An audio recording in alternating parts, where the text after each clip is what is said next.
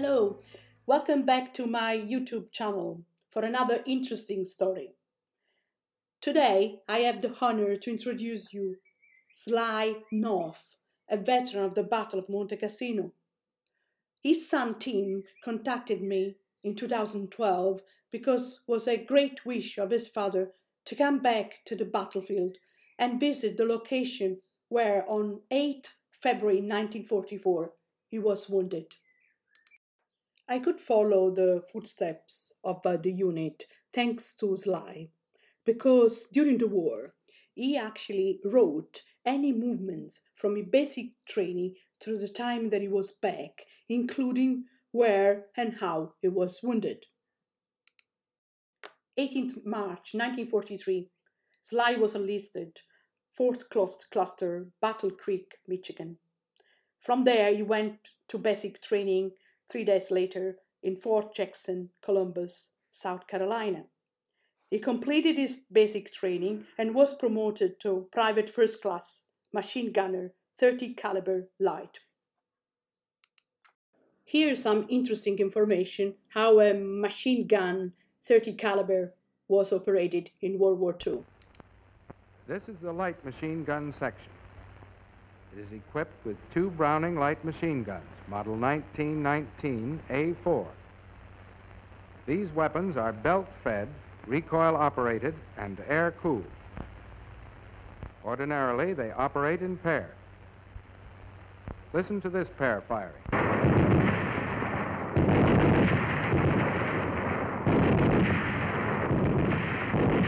The light machine gun can be fired at a rate of 60 rounds per minute for prolonged periods.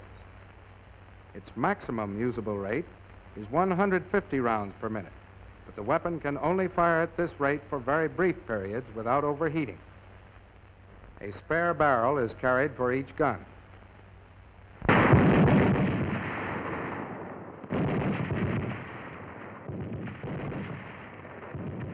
Now Sly was ready for combat and to leave. So, on the 21st September 1943, the troop shipped from Virginia and sailed towards North Africa, first to Casablanca, Oran, Tunis, and then, in November 43, they set sail towards Naples, where they arrived on the 5th November 1943. We know that on December 8th, 1943, the troops were ready to move from Piedimonte d'Alife to be sent to the front line, to the Gustav line in Cassino. And that's what we followed, from Alife to Cassino, and then other battlefields around Cassino. After the first life in the army, we now jump forward 68 years after. I remember like it was yesterday, when in 2012, on that day, I met, on the 17th of May, 2012, I met Sly for the first time. I can visualize me walking towards Piazza Marconi, and they were, he and his son Tim, sitting in a bench outside the hotel. I was so emotional, so honored to meet him, and I will never forget that emotion. Sly had waited a long time to come back, but of course that was on his bucket list. His wife was very ill in the last years, and he didn't want to leave her alone. But in 2011, unfortunately, his wife passed away. So at this point, he really wanted to come back and to see the places that affected so much his life. It was an emotional week for Sly, and I'm so proud that I was able to do this for him. I had suggested Tim, his son, to come in May for the anniversary, and 8 years ago, you could see many veterans around walking Monte Cassino. And that day, the 18th of May, when we went up to Monte Cassino, was a memorable day for him. He was able to meet other veterans. He enjoyed every minute of his time in Cassino and also other battlefields. When we arrived inside the monastery, we saw some veterans, and from a distance I couldn't really see the nationality, so we got close. And then we realized they were German paratroopers. So Sly was actually really impressed, and they looked at each other, he and Kurt, for a moment, because they realized that they were enemies.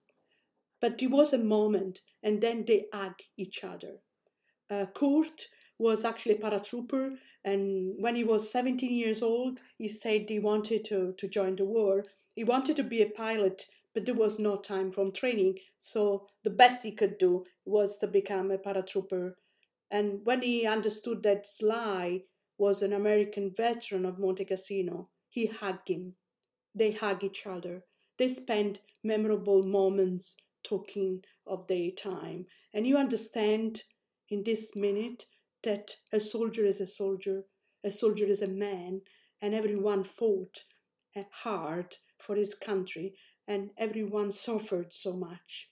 So I was glad that they were able to meet, and I know that they got in touch even later, in the years later, because Kurt gave his email. Kurt was actually an opera singer, and he could speak some Italian.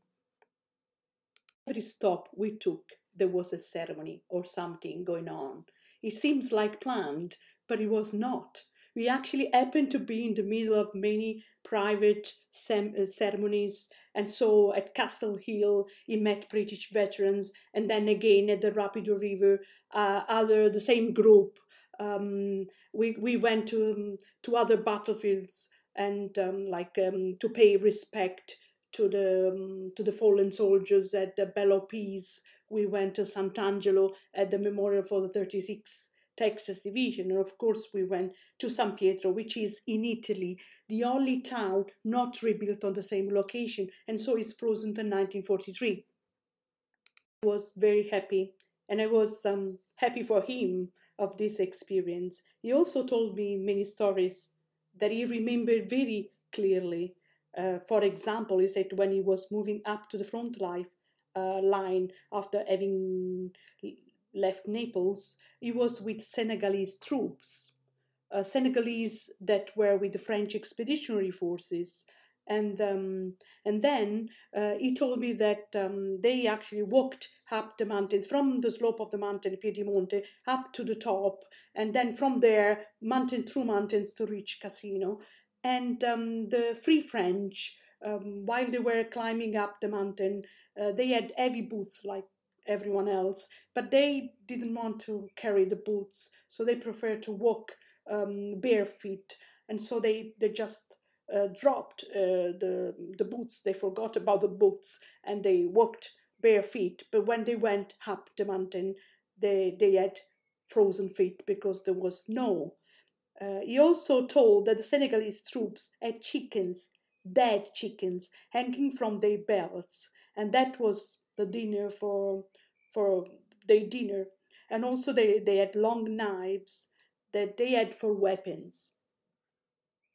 Wish was to go back to Piedimonte d'Alife, where there was a monument of the 34th Division, and where he actually started the climb up to the mountains to reach Monte Cassino and the Gustav Line. After the Battle of the Rapido River and the many casualties, was now the 34 on front line. The plan was a simultaneous attack to take both the high ground and the town of Cassino. These plans called for the 168 Infantry to be launched at 6 a.m. against the monastery itself, while the 135 Regiment was to capture Massalbaneta further west. The American GIs launched their attack on the monastery, but after ferocious fighting, made no progress, and they had to pull back on their start line. Meanwhile, in and around Cassino town, the 100th Battalion, formed by Nisei Japanese Americans, held point 165, while the rest of the 133 Regiment, including Sly, managed to push another 200 yards into the town itself toward the municipality jail. Company C advanced from the area of the barracks towards the town of Cassino, supported by the 756 Tank Regiment. The Germans were hidden inside houses on the slope of Monte Cassino, and they had several stuck dry, semi-mobile tanks hidden inside the houses. The American GIs were ambushed. Left of Company C was Company L, which was the units of Sly. They advanced less than 200 meters when, in the area of the prison, they were involved in a hand-to-hand combat, and they also had to pull back. Sly was wounded in this action. New attacks continued in the next days until the 12th February, when the 34th Division was withdrawn from the front line. That was the end of the Battle of Cassino, the first of 4 battles. Sly was hit in the right wrist and started back to the aid station that was near the caves in the area of Caira, north of the church. On the way to the aid station with another wounded soldier, a mortar round landed near them, and he took some small shrapnel. Both were able to walk the rest of the way to the aid station. Then they were moved to the hospital north of Naples. Sly talked about how great the doctors were on the hospital ship. He was hit in the right wrist, and he took out all the bone area. He was very lucky, as the doctor that worked with him was a hand specialist and thought they could save his hand. He regained full use of his right hand. Tim also told me a story. When he was little, not every night, but every once in a while, in the middle of the night, he would hear Sly screaming. The next morning, most of the time, he would say nothing. But once or twice, he heard him saying, "Well, that German almost got me last night." After Tim and Sly went back from Italy to the States, he finally told Tim the story of entering the barrack that were just north of Cassino. They entered the barracks and they thought was abandoned. It was not abandoned. Several German troops were sleeping inside. A short but intense hand-to-hand fight occurred. Sly didn't give to Tim exact details, but most certainly he had a very close encounter with one of the German soldiers. Sly was such a nice fellow. He loved to joke. And he didn't remember much Italian, but he remembered very well one word. And this word was capisci, which in Italian means do you understand? So he would end every phrase with capisci.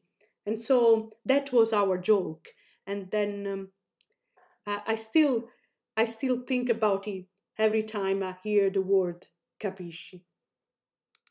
After spending several months at the hospital in Caserta, he was not able to fight, to be sent to combat again, so he was sent back to America. He mentioned on his note, on the 1st June 1944, he was sailing through the Strait of Gibraltar and seen hundreds of ships getting ready for D-Day. In 1951, Sly married Frances Brown, and they've been married for 60 years. They had only one son, Tim, who took care of his father in the last years of his life. And I have to thank him for all the pictures and all the records so that we can show the life of Sly before, during, and after the war. He had the full life, and he was happy of his life, of his marriage, and he worked in the U.S. mail service for many years, from 1953 to 1981, when he retired. After Cassino, Sly and Tim went to Rome, and I led some tours, organized some tours from there of the most popular sites like Vatican Museum, Sistine Chapel, Colosseum, Trevi Fountain. He was super excited. He loved everything, and I loved the fact that he was so happy. After he went back to US, his grandson made a video of all the pictures of the tours in Italy, and I know that he actually saw the video several times until, unfortunately, on the 15th September 2015, I had the sad news that Sly passed away. Thank you, Sly. Thank you for being such a noble man. And I will always remember you and your sacrifice. And through my tours, your story will live for many, many years more.